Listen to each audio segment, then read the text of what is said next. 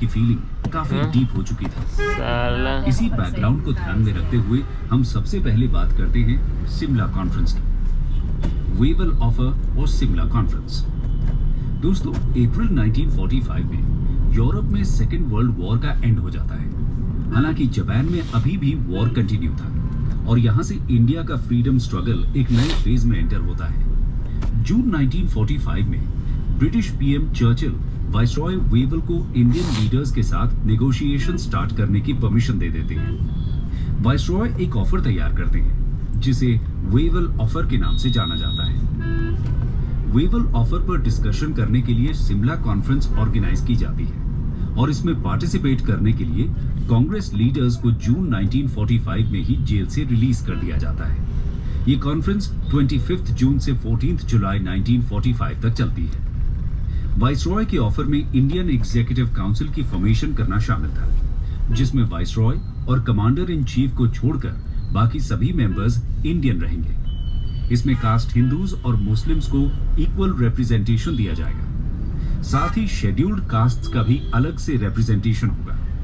इसके अलावा नए कॉन्स्टिट्यूशन पर डिस्कशन के दरवाजे भी खोले जाएंगे। लेकिन शिमला कॉन्फ्रेंस असफल रहती है क्योंकि जिन्ना डिमांड रख देते हैं कि कैबिनेट के मुस्लिम मेंबर्स को नॉमिनेट करने का राइट सिर्फ लीग के पास ही होना चाहिए। कांग्रेस इस डिमांड को एक्सेप्ट नहीं करती। इसको एक्सेप्ट करने का मतलब होता कि कांग्रेस अपने को सिर्फ कास्ट हिंदूज की पार्टी मान लेती। आयरॉनिकली, उस समय कांग्रेस के प्रेसिडेंट खुद एक मुस्लिम यानी कि मौलाना अबुल कलाम आजाद थे। ऐसी सिचुएशन में वाइसरॉय वेवल मीटिंग को ही खत्म कर देते हैं। उनका मानना था कि बिना लीग के कोalition गवर्नमेंट काम ही नहीं कर सकती।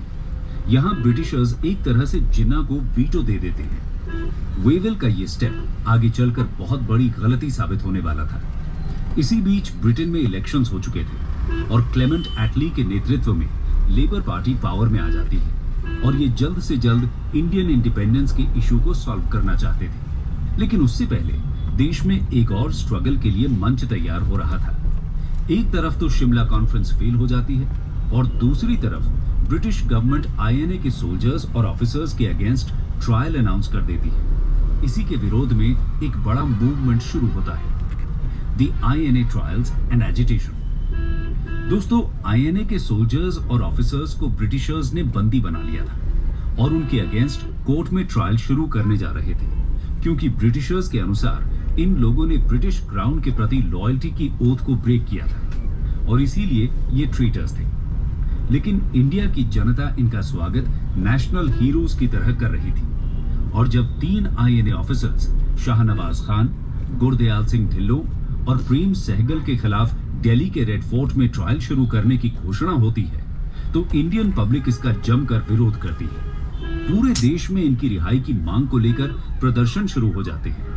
कांग्रेस भी सितंबर 1945 बॉम्बे में अपने पहले पोस्ट वॉर सेशन में इस टाइम पे तो ट्रैफिक और ज्यादा होता है। हमको लगा था कि और आईएनए प्रिजनर्स के डिफेंस के लिए लगा था कि कम होता होगा इस टाइम पे। तेज बहादुर सप्रू, केएन काटजू, नेहरू और आसफ अली जैसे लॉयर्स कोर्ट पहुंचते हैं।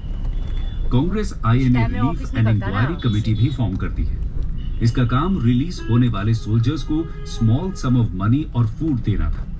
साथ ही इनके लिए एम्प्लॉयमेंट सिक्योर करने की कोशिश करना भी था। आईएनए ट्रायल्स के अगेंस्ट होने वाले प्रोटेस्ट इससे पहले कोई भी कैंपेन इतनी हाई पिच और इंटेंसिटी के साथ नहीं हुआ था। एजिटेशन को प्रेस से भी वाइड कवरेज मिलता है। 5 से 11 नवंबर को आईएनए वीक और 12 नवंबर